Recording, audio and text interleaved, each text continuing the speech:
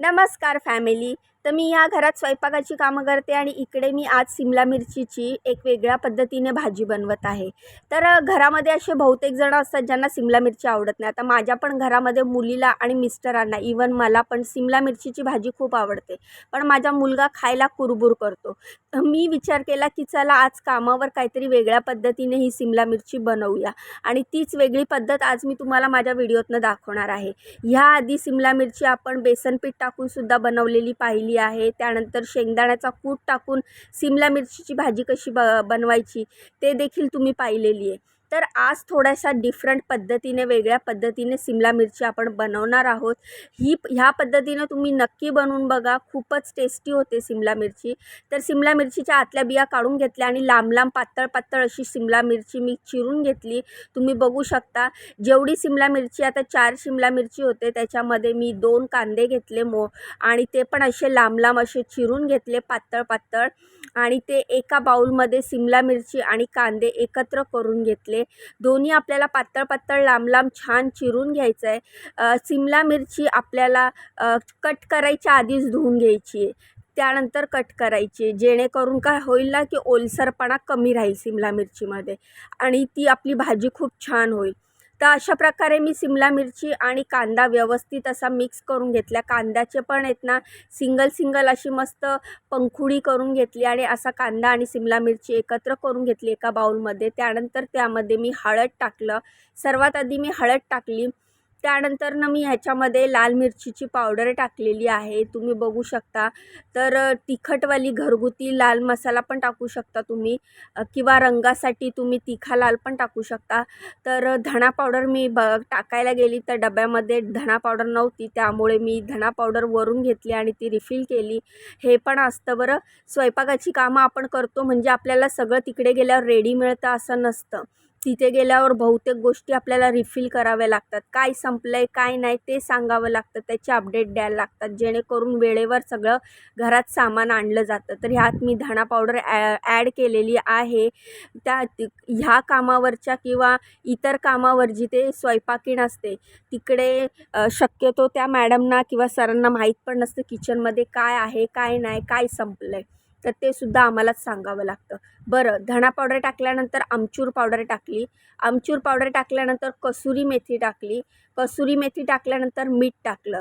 तर हे सगळे जे मसाले आहेत, मसाले मीठ हे तुम्ही तुमच्या चवीनुसार कमी जास्त करू शकता. तर ते आपण आपल्या अंदाजानेच टाकायचे आहेत. तर अशा प्रकारे मी हे छानपैकी मिक्स करून घेतले, तुम्ही बघू शकता. आणि मीठ वगैरे टाकल्यानंतर आपोआपच ह्या भाजीला पाणी सुटतं, आपल्याला वेगळं पाणी टाकायची गरज नाही आहे. आपण जर तुम्हाला ह्याच्यामध्ये ग्रेव्ही करायची आहे तर तुम्ही पाणी टाकू शकता. तर मला इकडे ग्रेव्ही करायची नाही आहे, मी सुक्कीच भाजी ठेवणार आहे. ग्रेव्ही पण करून बघा हां. थोडंसं तेल जास्त टाकून ग्रेव्ही बनवली ना तर ही भाजी खूप टेस्टी होते. पण या घरामध्ये तेलाचा वापर खूप कमी करतात, त्यामुळे मी अगदी 1 टेबलस्पून तेलातच ही भाजी बनवली आहे. त्यानंतर मी शेंगदाणे घेतलेले आहेत. हे भाजलेले शेंगदाणे, हे आपल्याला जास्त बारीक पण करायचे नाही, जास्त मोठे पण करायचे नाही आहेत. तर मीडियम आपल्याला असा हा शेंगदाण्याचा कूट करायचा आहे आणि हा शेंगदाण्याचा कूट आपण ह्याच्यामध्ये टाकणार आहोत. आता तुम्ही म्हणाल रीमा ह्याच्यात काय डिफरंट आहे? सांगते तुम्हाला, पुढे दिसणारच आहे. ही जी आपण शिमला मिरची बनवतोय, ही दह्यातली शिमला मिरची बनवतोय. तर ह्याच्यात आपण दही टाकणार आहोत. तर ही दह्यातली शिमला मिरची खूपच टेस्टी झालेली. मी इकडे कामावर बनवलेली, तर मॅडमना आणि सरांना खूपच आवडलेली. तर मी कढई ठेवली. बरं, त्याआधी मी बाउलमध्ये हा शेंगदाण्याचा कूट टाकून छानपैकी मिक्स करून घेतलं. त्यानंतर गॅसवर कढई ठेवली, थोडंसं तेल टाकलं, त्यानंतर जिरं टाकलं. जिरं छान असं आहे ना तडतडू द्यायचं, जसं आपण मोहरी उडते ना तसं जिरं पण थोडंफार नाचतं. ते नाचल्यानंतर त्याच्यामध्ये मी हिरवी मिरची टाकली आहे, बारीक कट केलेली हिरवी मिरची टाकलेली आहे. त्यानंतर लसूण पण मी बारीक कट केलेला आहे, तो लसूण पण मी ह्याच्यामध्ये टाकलेला आहे. जिरं, हिरवी मिरची आणि लसूण छान आपल्याला थोड्याशा तेलात परतून घ्यायचं आहे. तुम्ही जर ही भाजी करत असाल ना थोडंसं तेल जास्त टाका, खूप छान होते ही भाजी. त्यानंतर आपण जे बाउलमध्ये सगळं मिक्सचर केलेलं आहे, मसाला, कांदा, सिमला मिरचीचं, ते आपण ह्या कढईमध्ये टाकायचं आणि बारीक गॅस करून छान परतून घ्यायचं. आपोआप ह्या भाजीला पाणी सुटतं आणि ही भाजी बिना पाण्याची शिजते. पण जर का तुम्हाला ह्याच्यात थोडीशी ग्रेव्ही करायची आहे तर दह्याबरोबर थोडंसं ताक टाकू शकता किंवा दह्यात थोडंसं पाणी टाकून मिक्स करून तुम्ही ह्याच्यामध्ये टाकू शकता. तर हे तुम्ही बघू शकता, दही आपल्याला आता लगेच टाकायचं नाही आहे. दही कुठल्या स्टेजला टाकायचं आहे ते तुम्हाला मी पुढे दाखवते. हे असं छानपैकी मिक्स करून घ्यायचं आपल्याला लसूण, मिरची आणि जिऱ्याच्या फोडणीमध्ये आणि त्यानंतरनं हे छान हलवून झाल्याच्यानंतर एक 2-3 मिनटासाठी आपल्याला झाकण ठेवायचं आहे.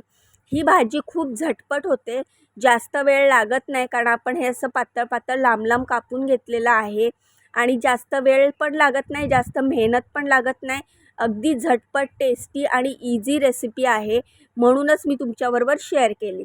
ह्या स्टेजला ह्याच्यामध्ये दही टाकायचं.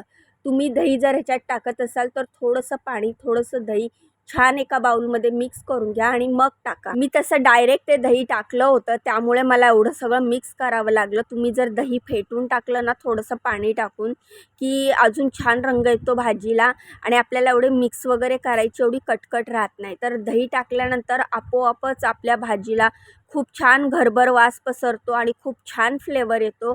तर अशा प्रकारे दही टाकल्यानंतर छान मिक्स करून घेतलं आणि आपली भाजी ही रेडी झालेली आहे. पण आपल्याला थोडीशी अजून व्यवस्थित परतून घ्यायची आहे, कारण की जे आपण दही टाकलेलं आहे त्या दहीचा कच्चेपणा वाटू नये यासाठी अजून 2 मिनटं आपल्याला ही भाजी परतून घ्यायची आहे. म्हणजे दही टाकायच्या आधीचे 2 मिनटं आणि दही टाकल्यानंतरचे 2 मिनटं अशी आपली भाजी बनायला फक्त 5 ते 7 मिनटं लागतात आणि पटकन झटपट ही भाजी तयार होते.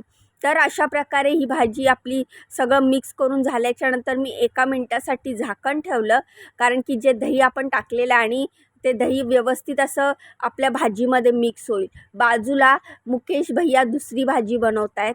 मुकेश भैया तुरई म्हणजे त्या शिरोळं असतं ना त्याची भाजी मुकेश भैया बनवत आहेत. नाहीतर रोज सकाळच्या किचनमध्ये मी एकटीच असते, पण आज मुकेश भैया पण किचनमध्ये आहेत कारण त्यांना पण एक भाजी बनवायचं काम दिलेलं आहे. तर फायनली मी थोडीशी कोथिंबीर टाकलेली आहे आणि छान कोथिंबिरीनी टाकून आपली भाजी ही झालेली आहे. तर अशी तयार झाली आपली सिमला मिरची दही टाकून केलेली सिमला मिरचीची भाजी. तर ह्याआधी तुम्ही ही भाजी बनवली आहे का? अशा पद्धतीने ही भाजी बनवली आहे का? मला कमेंट करून सांगा. व्हिडिओला लाईक करा, चॅनलला सबस्क्राईब करा. मला खूप खूप सपोर्ट करा. जर इंस्टाग्राम, फेसबुकवर बघत असाल तर व्हिडिओला लाईक केल्यानंतर चॅनलला फॉलो नक्की करा. मला तुमच्या सपोर्टची खूप गरज आहे. तर अशा प्रकारे आपली ही सिमला मिरची कांद्याची भाजी तयार झालेली आहे मस्तपैकी दही टाकून. त्यानंतर मी हा नाश्त्यासाठी मस्त असा क्विनोआ उपमा बनवलेला आहे, जो की ह्याची रेसिपी पण मी ऑलरेडी चॅनलवर टाकली आहे. एवढंच की खूप खाली गेली असेल, तुम्हाला चेक करावी लागेल. मस्त लाल भडक असा क्विनोआ उपमा बनवला. त्यानंतर ही भाजी बनवली, दही टाकून सिमला मिरची कांद्याची भाजी बनवली. त्यानंतर चहा बनवला आणि चपात्या बनवल्या. तर चपात्या मी शिंगाड्याच्या पिठाच्या चपात्या बनवल्या, त्याची पण रेसिपी लवकरच टाकेल. चला उद्या भेटूया. बाय.